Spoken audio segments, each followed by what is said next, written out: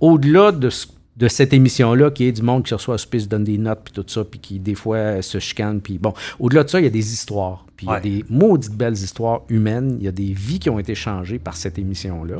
C'est allé aussi loin que des gens qui ont eu des enfants ensemble. Moi, je trouve ça hallucinant. Si tu m'avais dit, il y a 11 ans, que j'allais m'embarquer dans une affaire de même, je l'aurais pas cru. Je pensais pas que ça allait être ça. T'es vraiment monté au bat pour le show parce que c'était toi le gestionnaire de communauté de l'émission. Oui. C'est rare que l'animateur, le writer, c'est lui qui... il se défend sur Facebook puis Twitter. Puis j'intervenais. J'avais une technique parfois parce que c'est arrivé effectivement quand il y a des participants qui sont controversés ou qui déplaisent, là, écoute, la meute se met après eux autres puis ils reçoivent des commentaires d'une méchanceté. C'est clair, parce que ces shows-là, t'as besoin de gens colorés.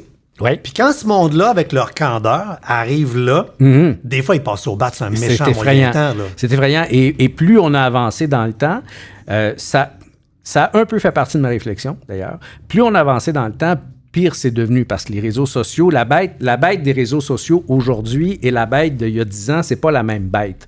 Ça a changé beaucoup. Oui, puis je pense qu'il y a une partie de la population qui a changé d'alimentation. Là. Peut-être aussi. C'est une gang, là... Non, moi, je suis toujours étonné de voir qui écrit ces choses-là. Bon, oui, t'as des trolls. T'as du monde qui s'amuse à mettre la merde puis à écrire des affaires pour faire réagir, mais t'as aussi des gens en toute bonne foi qui écrivent, dans le fond, ce qu'ils se disent dans leur salon. Tu sais, elle, la maudite, si je l'avais devant moi, j'y sacrerais une claque en pleine face. Elle écrit ça. Puis là, tu sais, mon Dieu, c'est donc bien violent.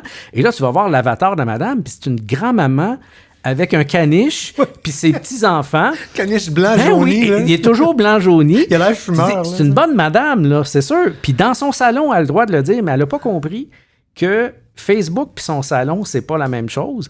Puis quand tu parles à la TV, la personne qui est dans la TV, elle t'entend pas, mais quand tu parles sur Facebook, la personne de qui tu parles te lit, d'autant plus que c'est un réflexe naturel de l'humain de savoir ce que les gens pensent d'eux. Puis j'imagine, si tu disais, avec ton passé d'RBO et compagnie, t'as à quoi de plus dur qu'un autre, j'imagine. Là. C'est-à-dire que si on t'attaque, t'as 2-3 couches de téflon pour faire regarde. Je commence à être assez habitué. Tu en as entendu 2-3. Là. Oui. Mais là, j'imagine que ça doit réveiller une espèce d'instinct paternel pour dire non, tu touches pas à mon candidat, là, plante-moi, là, mais garde. C'est ce que, la plupart du temps, je faisais ça, j'avais comme une technique.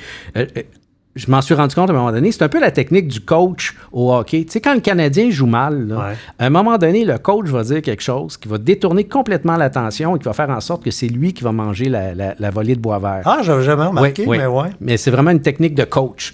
Moi, j'ai fait ça à un souper presque parfait. Ça m'est arrivé là, quand les gens étaient trop après un participant, là, j'écrivais de quoi, puis je disais, regarde, si vous avez quelque chose à dire, là, dites-moi-le.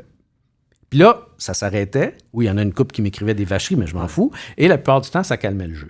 Mais non, je me suis senti très rapidement une responsabilité envers ces gens-là parce qu'ils ne savent pas dans quoi ils s'embarquent. C'est du bon monde.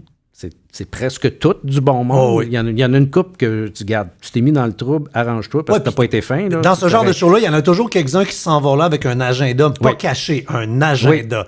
Bon, toi, tu les vois venir avec leur batte, leur botte. Tu sais, là, tu fais bon, c'est correct. Fait que là, lui, il va payer, puis il voulait payer. Ben dans un sens, oui. Bon. Moi, en fait, c'est drôle parce qu'on va parler de personnalité et de caractère. Ouais. Les participants, moi, j'ai remarqué ça. Un participant, une participante, des gens contrôlants. OK? Eux autres s'embarquent là-dedans, sont convaincus de gagner, sont convaincus que ça va se passer exactement comme ils pensent que ça va se passer, et c'est pas ça qui arrive. Jamais. Mais ces gens-là, ceux qui ont ce trait de personnalité-là, c'est ceux qui réagissent le plus mal par la suite. Parce que leur pattern ne marche pas. Eux autres, ils se sont construits une histoire. Cette histoire-là ne marche pas. Ils n'ont pas nécessairement le beau rôle dedans. Ils ne gagnent pas. Ils ne ressortent pas comme ils pensent. Ils sont pognés avec une personne qui les énerve. Ils ne s'attendaient pas à ça. Et ces gens-là, c'est peut-être ceux qui le prennent le plus mal, qui sont les plus difficiles à gérer par la suite. Et ça faisait partie du plaisir coupable d'écouter l'émission. De voir ce persona-là qui est rendu au vendredi, gagnait pas, puis voir sa petite face sec, puis tu sais qu'il avait repris un autre verre de vin de plus, fait que au recap, là, avec ses assiettes des mains, là, il était moins dedans. C'est allé jusqu'à des participantes, c'est arrivé 2 fois, des participantes qui ont mis tout le monde dehors à la fin de l'émission. Allez-vous-en, je veux rien savoir, sacrez votre camp, allez-vous-en. Bon, on arrangera ça au montage. Non, ben, tu le laisses, c'est ça qui est le fun. C'est ça qui est le fun de ce type d'émission-là.